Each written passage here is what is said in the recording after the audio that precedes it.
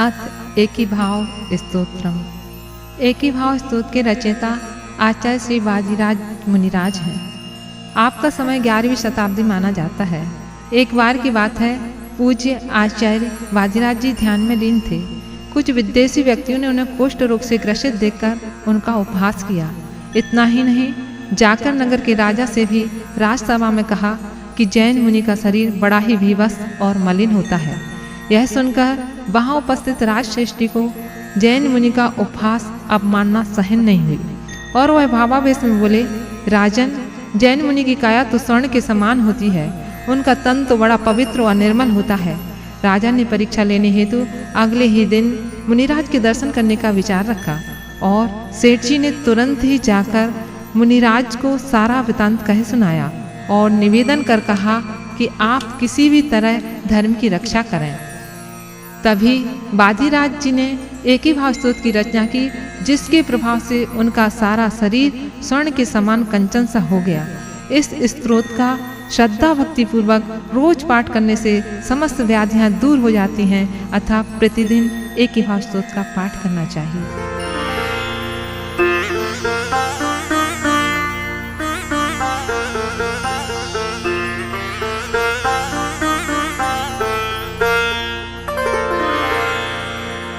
एकी भावं गत इव मया यः स्वयं कर्म बंधो घोरं दुःखं भवभवगतो दुर्निवारः करोति तस्याप्यस्य त्वयि जिनरवे भक्तिरुन्मुक्तये चेत् जेतुं शक्यो भवति न तया को परस्ताप हेतुः। हे जिनसूर, जब आपकी भक्ति से कठिनाई से दूर करने योग भव भव में दुख देने वाला कर्म बंध भी दूर हो जाता है, अर्थात मोक्ष हो जाता है, तो उस भक्ति से दूसरे शारीरिक संताप के कारण दूर हो जाएं, इसमें आश्चर्य क्या है। ज्योति रूपम दुरित निवह ध्वांत विध्वंस हेतुं त्वामेवाहुर जिन्वर्चिरं तत्त्वविद्याभियुक्तः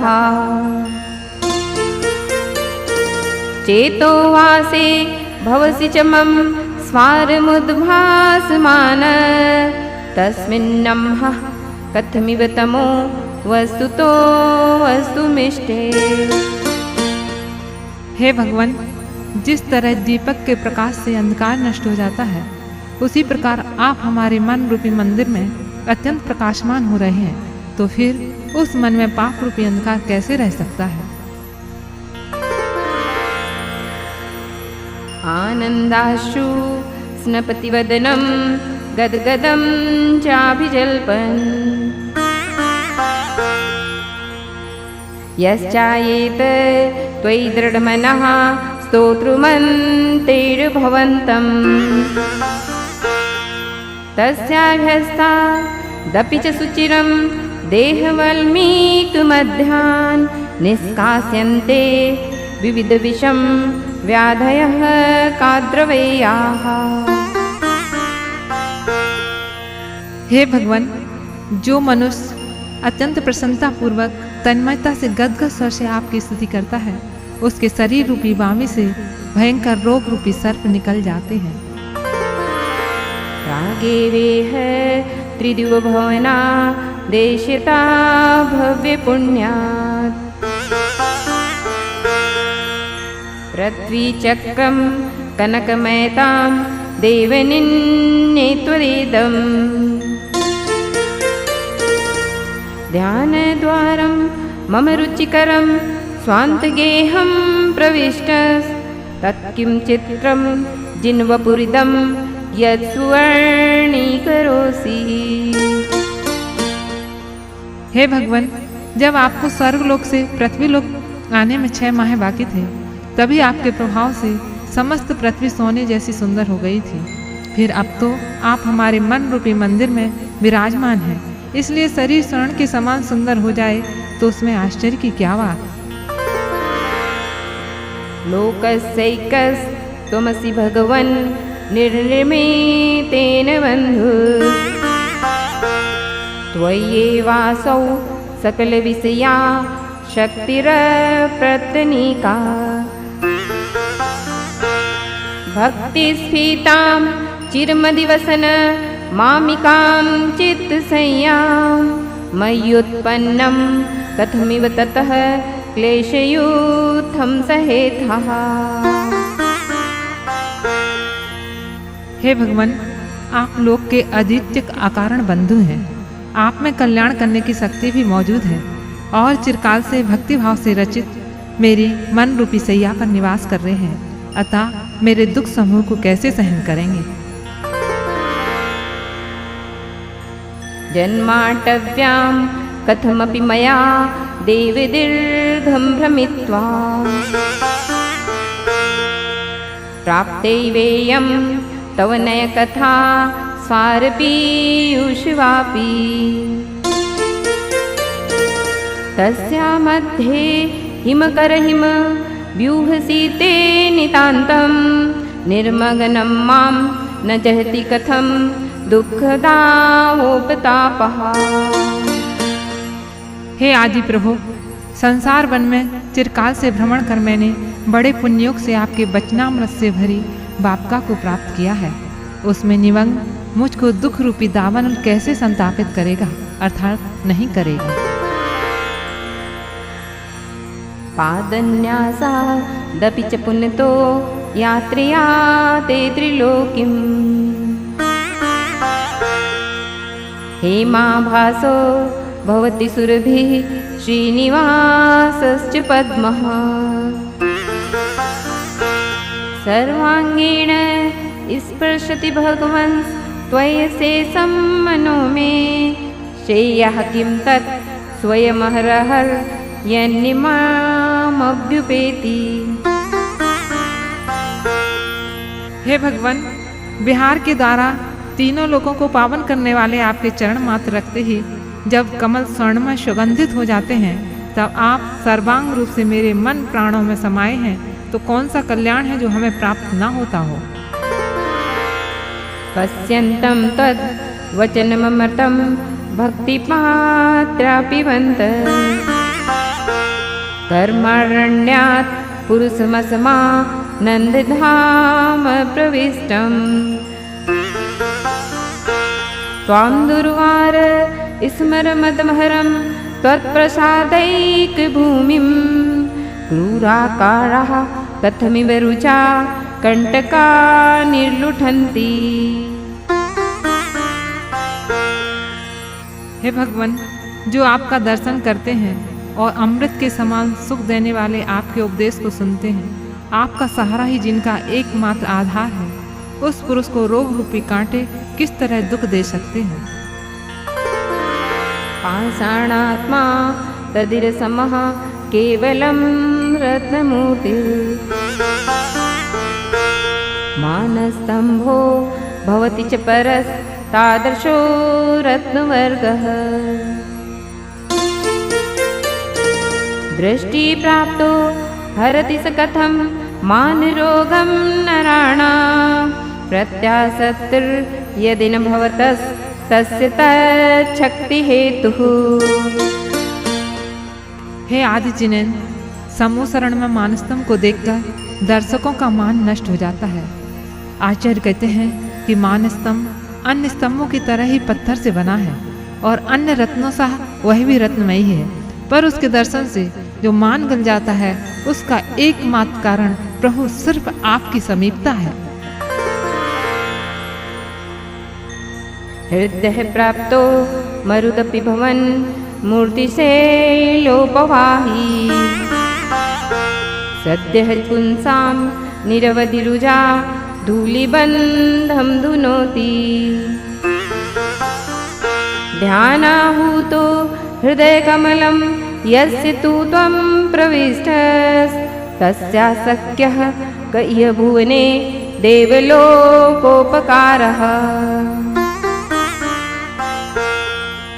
हे भगवान, जब आपके शरीर के पास से बहने वाली हवा भी मनुष्यों के रोगों को दूर कर देती है, तब आप साक्षात जिसके हृदय में मौजूद हैं, तो उसके रोग नष्ट होकर उसे तरह तरह के कल्याण प्राप्त हों, उसमें क्या आश्चर्य है। जानासि त्वं मम भव भवे यच्च यादृक्च दुःखम् जातं यस्य स्मरणमपि मे सहस्रविन्निस्पिनस्ति त्वं सर्वेशः सकप इति च त्वामुपेतोऽस्मि भक्त्या यत्कर्तव्यं तदिह विषये देव एव प्रमाणम्। हे भगवान, आप सर्वज्ञ हैं, इसलिए जन्म जन्म में जैसी जितनी पीड़ा मैंने पाई है, जिसका स्मरण मेरे हृदय को तलवार के समान खंड खंड कर देता है, उसे आप जानते हैं। हे नाथ, आप सबके स्वामी हैं और अत्यंत दयालु हैं। मैं आपकी शरण में आया हूँ। शरण में आए हुए सेवक के प्रति स्वामी का क्या कर्तव्य है, आप ही सोच लीजिए, अर्थात हमारे दुखों को दूर कर दीजिए। प्रापद्देवं तव नुतिपदै जीवकेनोपदिष्टै पापाचारी मरणसमये सारमेयोऽपि सौख्यम् कः सन्देहो यदुपलभते वासव श्रीप्रभुत्वं जल्पञ्चाप्यैर्मणिभिर्मलैस्त्वन्नमस्कारचक्रम्। बाजीराज मुनिराज कहते हैं कि भगवान जीवनधर स्वामी द्वारा आपकी स्तुति के थोड़े से अक्षरों का मृत्यु के समय श्रवण करने मात्र से जब महापापी स्वान भी देव हो जाता है, तब जो निरंतर भावपूर्वक मणियों की माला से आपके नाम का जाप करेगा, वह यदि स्वर्ग में इंद्र हो जाए तो इसमें आश्चर्य की क्या बात। शुद्धे ज्ञाने सुचिन्चरिते सत्यपि त्वय्यनीचा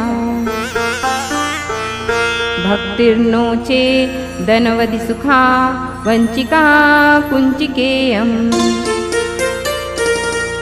शक्योद्घाटं भवति कथं मुक्तिकामस्य पुंसो मुक्तिद्वारं परिदृढमहा मोहमुद्राकवाटम्। हे भगवान, आपकी भक्ति मुक्ति रूपी द्वार पर लगे हुए सुदृढ़ मिथ्यात्व रूपी ताले को खोलने के लिए चाबी की तरह है, क्योंकि जब तक भक्ति रूपी सम्यक दर्शन प्राप्त नहीं होता, तब तक ज्ञान चारित्र के रहते हुए भी मोक्ष प्राप्त नहीं किया जा सकता। प्रच्छन्नः खल्वयमग्मयी रन्धकारैः समन्तात् पन्थामुक्तेः स्थपुटितमदः क्लेशगतैर्गाधैः तत्कस्तेन व्रजति सुखतो देव तत्त्वावभासि यद्यग्रेग्रेण भवति भवद भारती रत्नदीपः। हे भगवान, जिस मार्ग में खूब अंधेरा हो और गहरे गड्ढों से जहाँ ऊंची नीची जमीन हो, उस मार्ग में जैसे कोई दीपक की सहायता के बिना सुखपूर्वक नहीं जा सकता, इसी प्रकार से मोक्ष का मार्ग पाप रूपी अंधकार से ढका हुआ है। ऐसे गहरे दुख रूपी गड्ढों से भरा हुआ दुर्गम मार्ग आपकी दिव्य ध्वनि रूपी दीपक की सहायता के बिना कोई सुख से नहीं जा सकता। आत्मज्योतिर्निधिरनवधिर्द्रष्टुरानन्दहेतुः कर्मक्षोणी पटलपिहितो यो न वाप्यः परेशान् हस्ते कुर्वन् त्यनति चिरतस्तं भवद्भक्तिभाज स्तोत्रैर्बद्धः प्रकृतिपरशोद्धामधात्रीखनित्रहि। हे भगवान, जैसे जमीन में गड़ा हुआ धन कुदाली के बिना प्राप्त नहीं हो सकता, उसी प्रकार कर्म पटल से ढकी हुई आत्म संपदा भी आपकी स्तुति के बिना प्राप्त नहीं हो सकती। कुदाली सम आपकी भक्ति से जब कर्मों का पटल क्षीण होगा, तभी वह आत्म संपदा केवल ज्ञान की संपदा हमें प्राप्त हो सकती है। प्रत्युत्पन्ना नयहिमगिरे रायता चामृताब्धे या देव तत्पदकमलयोः संगता भक्तिगंगा चेतस्तस्यां मम रुचिवसा दाप्लुतं चालिताः कल्मासं यद् भवति किमियं देवसन्देहभूमिः। वादिराज मुनिराज कहते हैं कि मेरी जो आप में भक्ति पैदा हुई है वह आपके सुंदर अनेकांत रूप नय को देखकर हुई है। वह भक्ति तब तक रहेगी जब तक मोक्ष की प्राप्ति नहीं हो जाएगी। इस तरह शाद्वाद नय रूप हिमालय से निकली हुई और मोक्ष रूप समुद्र तक लंबी तथा आपके चरणों में आश्रय पाने वाली गंगा नदी में नहाने वाला मेरा मन सब पाप मल को धोकर शुद्ध हो जावे तो उसमें क्या संदेह है।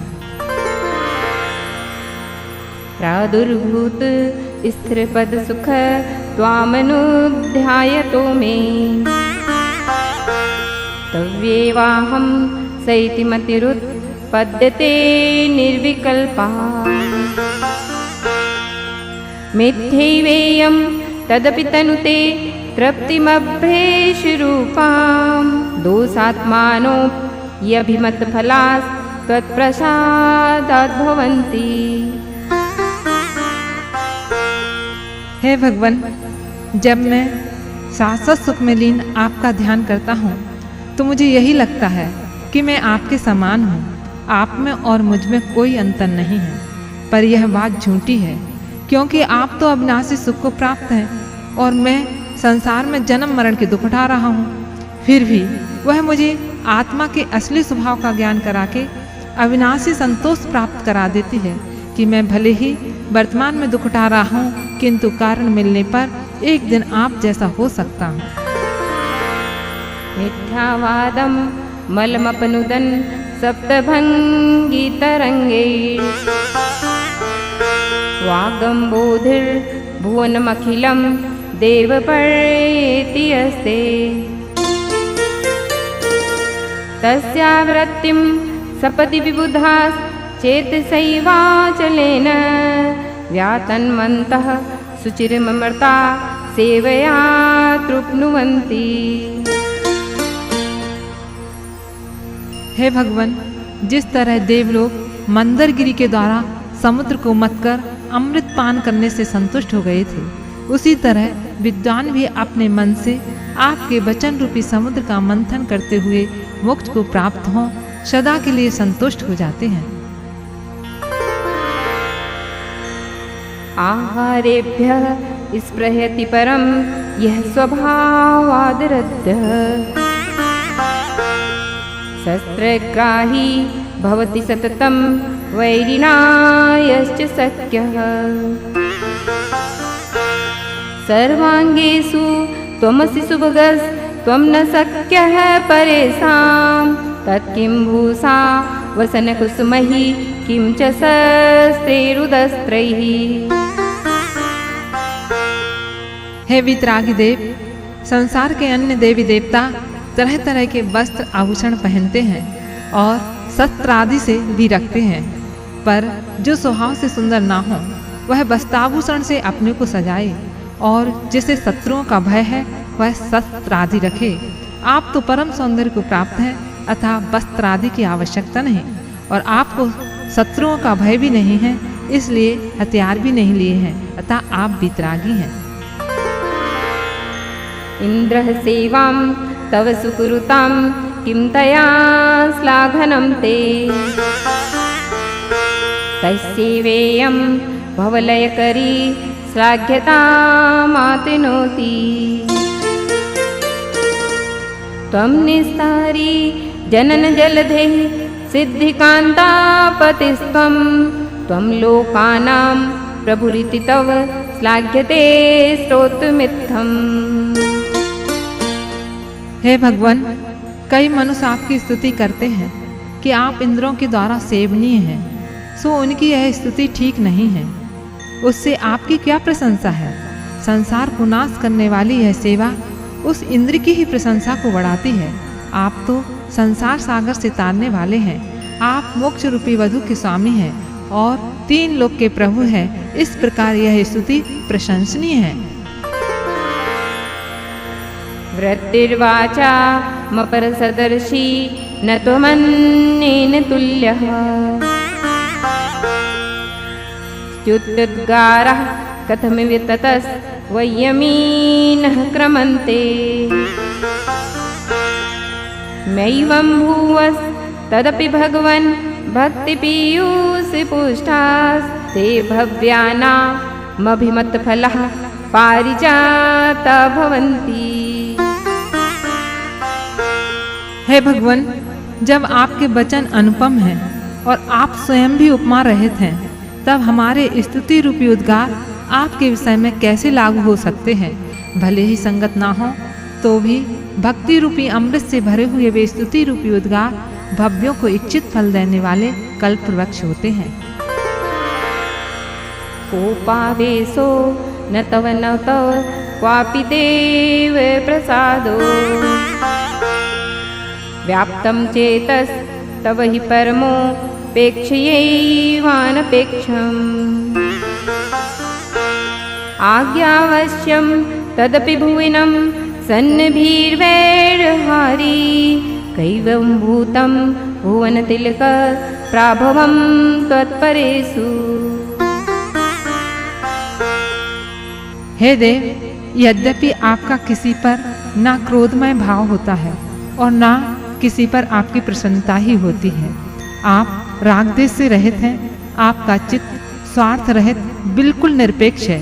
फिर भी संसार आपकी आज्ञा के अधीन है और आपकी निकटता शत्रुता को दूर करने वाली है। हे लोक के तिलक, ऐसा प्रभाव आपके सिवा दूसरे देवों में कहाँ हो सकता है। देवस्तोतुं त्रिदिव्यगणिका मंडले गीत कीर्ति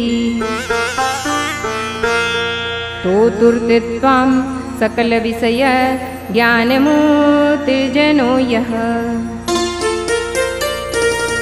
तस्य क्षेमं न पदमट्टतो जातु जोहूर्ति पंथास् तत्त्वग्रंथ स्मरण विषये नैषमो मूर्तिमर्त्यः। हे देव, स्वर्ग की अप्सराओं के समूह द्वारा जिसकी कीर्ति गाई गई है, ऐसे तथा सब पदार्थों को विषय करने वाले ज्ञान की मूर्ति स्वरूप आपकी स्तुति करने के लिए जो मनुष्य शीघ्रता करता है, उसको स्वर्ग मोक्ष की प्राप्ति में कोई बाधा नहीं आती और वह तात्विक ग्रंथों का महान पंडित बन जाता है।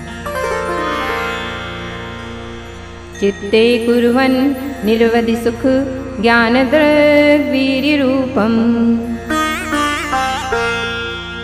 देव त्वां यः संयम नियमा दादरेण स्तुवीति श्रेयो मार्गं सकल सुकृति तावता पूरयित्वा कल्याणानां भवति विषयः पंचधा पंचितानाम्।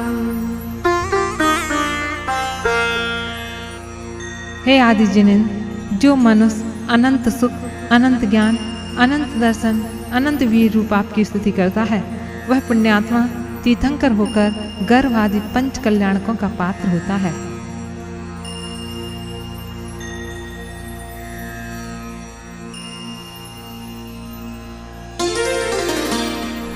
भक्ति प्रवह महेंद्र पूजित पदा त्वत्कीर्तनेन क्षमः सूक्ष्म ज्ञान दृशोऽपि संयम भृतः के हन्त मंदावयम् अस्माभिः स्तुवञ्छलेन तु परस् त्वय्यादरस्तन्यते स्वात्माधीन सुखैषिणां खलु नः कल्याणकल्पद्रुमः। वादिराज मनु शाब्दिक लोको वादिराज मनु तार्किक सिंह वादिराज मनु काव्य कृतस्ते वादिराज मनु भव्य सहायः।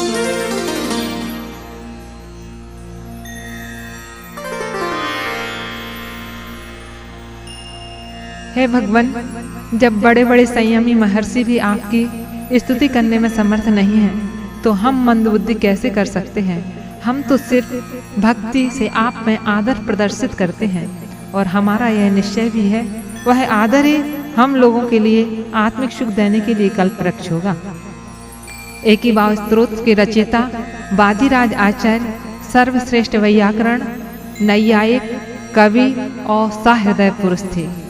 इति एक ही भाव स्तोत्र।